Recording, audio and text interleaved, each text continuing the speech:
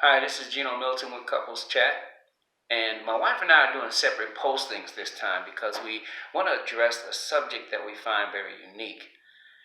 And I'm speaking from a black man's perspective. When it comes down to relationships, now some things are just universal to men, no matter what skin you wrap them in. However, there are some things that are unique to black men when it comes down to our relationships.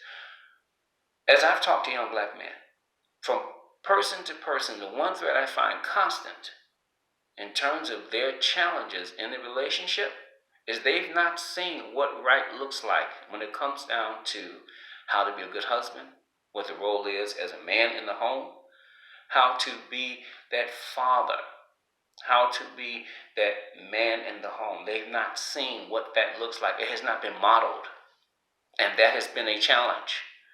I grew up in a challenging home. My father was not one of those men who was very affectionate. I grew up in an abusive home, in fact, not toward us, but toward my mom, unfortunately. They did stay together. I grew up in a time in the 60s where it was normal for, even in the projects, to have two-parented homes. Mr. and Mrs. Smith, Mr. and Mrs. Shaw, Mr. and Mrs. Reed, Mr. and Mrs. Smith, Mr. and Mrs. Harvey, Mr. and Mrs. Three, Mr. and Mrs. Miller, the Miltons, Mr. and Mrs. Wallace. These are some of my old neighbors. It was unusual to be single. But that changed over time. And what has happened is now we have a generational issue because this has gone on for decades. You can trace it all the way back to slavery, where we've not been shown what it is to be an affectionate, positive role model as a man in the home. And so many of us, unfortunately, have suffered from that. The fortunate thing is that we can do something about it.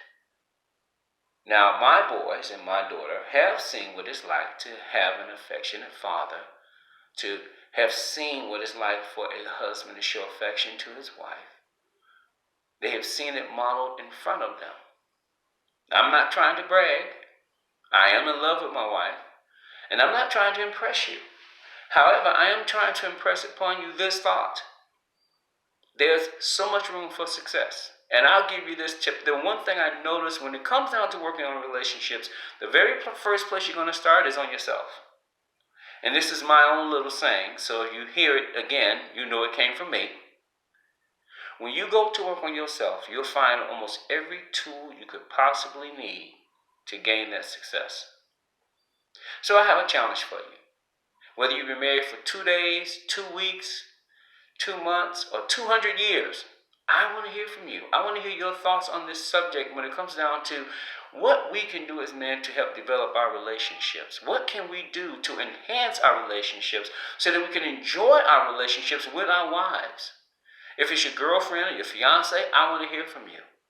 I want you to share with me your thoughts. If you know my number, text me. If you see this on Facebook, comment on it. I want to hear from you. This is Gino Milton signing off. CouplzChat.